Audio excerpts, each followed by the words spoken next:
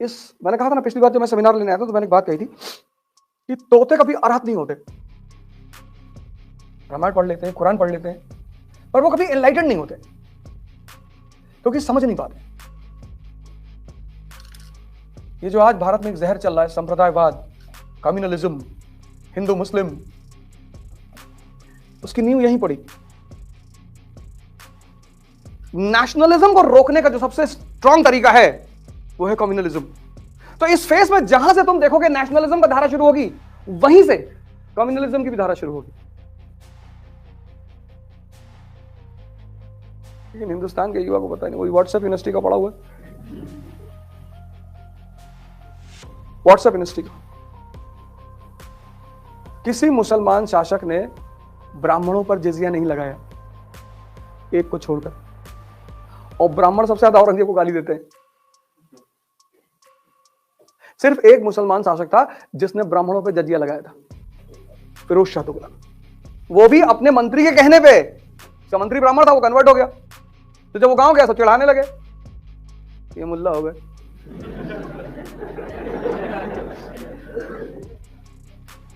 उसको लग गई कि वे चिढ़ा रही है हमको, उसने कहा लगा दो जजिया इनके ऊपर, पैसा वसूलो, मारो इनको। इसलिए फिरोज शाह तुगलक ने लगाया। औरंगजेब ने तो लगाया ही नहीं,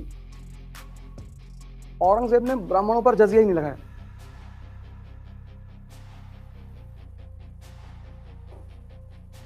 हल्दी घाटी की लड़ाई हिंदू मुस्लिम की लड़ाई है। राणा की तरफ से जो उसका तोपची है ना, आर्टिलरी मैन हाकिम खान सूर, राणा सांगा और बाबर की लड़ाई हिंदू मुस्लिम की लड़ाई है।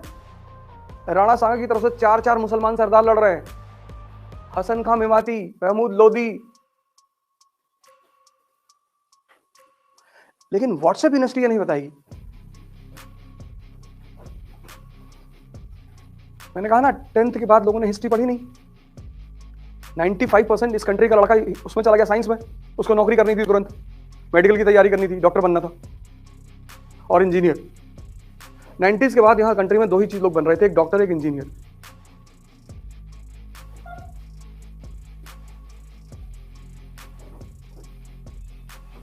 हिस्ट्री उन्होंने छोड़ दी। लिबरलाइजेशन के बाद बड़ा जबरदस्त नौकरी भी मिल रही थी दोनों को। फिर 2008 में डिप्रेशन आ गया, फिर सब भागे यूपीएससी की तरफ। ये यूपीएससी का जो बूम है वो 2008 के डिप्रेशन से जुड़ा हुआ है। नौकरियां खत्म हो गई ना, नौकरियां खत्म होने लगी। तो ये आईटी कानपुर के लोगों को लगा कि हम जब 15 घंटा पढ़ ही लेते हैं तो एक राउंड और। आईआईटी के लोगों का सिलेक्शन क्या होता है, उसकी सबसे बड़ी वजह यह है कि उनकी सिटिंग क्षमता बहुत अच्छी है, उनकी सोचने की क्षमता बहुत अच्छी है। ह्यूमैनिटीज का लड़का जो है वो 1 घंटे में एसी ढूंढने लगता है, गर्मी बहुत लग रही, कहां से हवा नहीं आ रही यार, यहां हवा नहीं।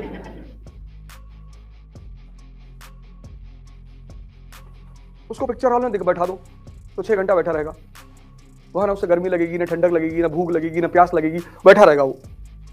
बस उसके चॉइस की मूवी होनी चाहिए। लेकिन पढ़ाई में वो सब कुछ देखता है कि कमरे का यार कलर ठीक नहीं है यार, ये बड़ा दबा सा कलर है, उत्तेजना नहीं पैदा होती।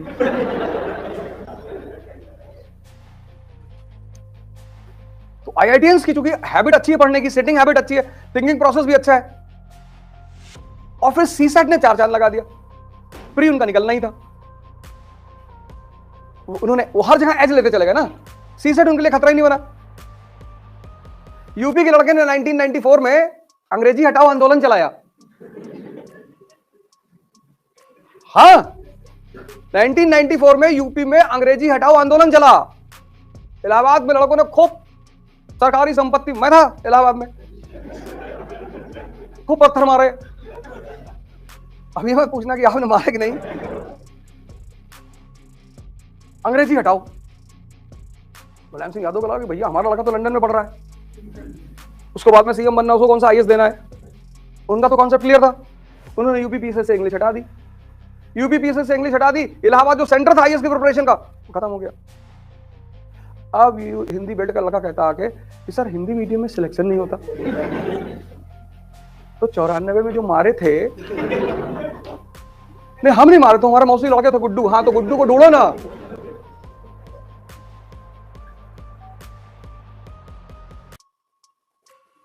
किसी भी भाषा को जानना से बुराई थोड़ी है।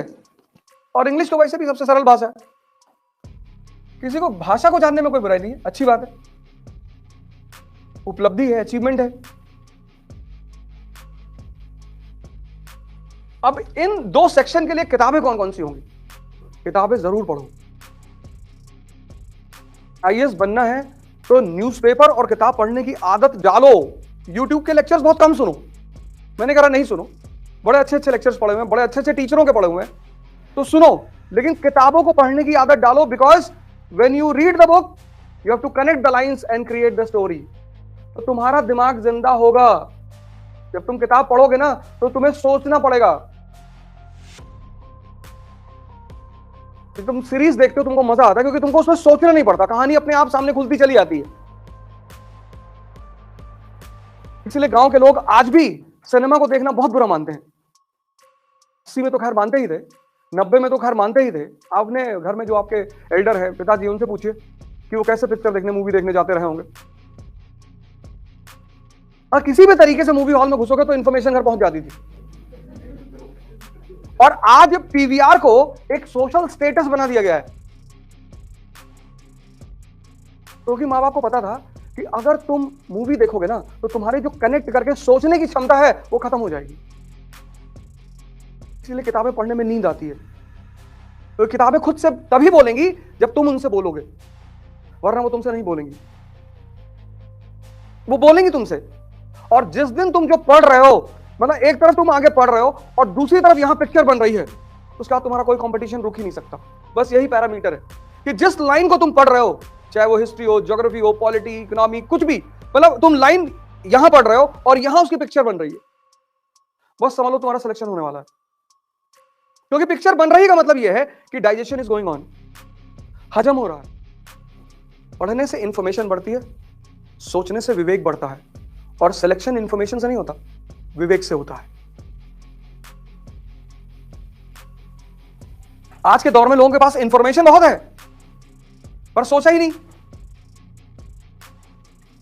सोचा ही नहीं। सब कुछ उस किताब में लिखा हुआ है, सब कुछ, बस तुम्हें सोचना है रुक के। कोई आदमी इस क्लास में जिसने 12th की कभी एनसीईआरटी पढ़ी? अब तो हाथ ना उठाओ।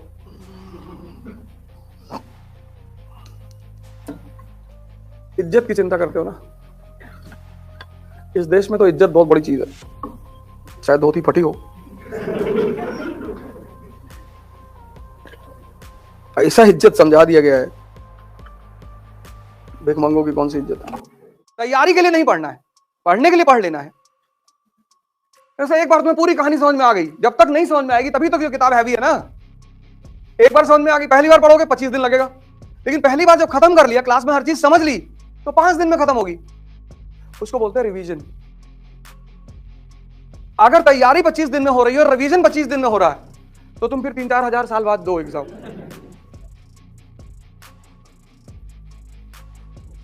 तो रिवीजन का टाइम नहीं मिल रहा है। रिवीजन मतलब सिर्फ तथ्यों को देखना। कॉन्सेप्ट कैसे भूलोगे यार? कॉन्सेप्ट भूल ही नहीं सकते। कॉन्सेप्ट भूलने का तरीका ही नहीं। साइकिलिंग सीख ली, अब नहीं भूल सकते।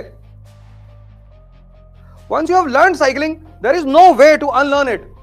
और तुम चाहो साइकिल चलाना भूल जाए। स्विमिंग सीख ली, अब तुम सोचो हम भूल जाए, संभव ही नहीं।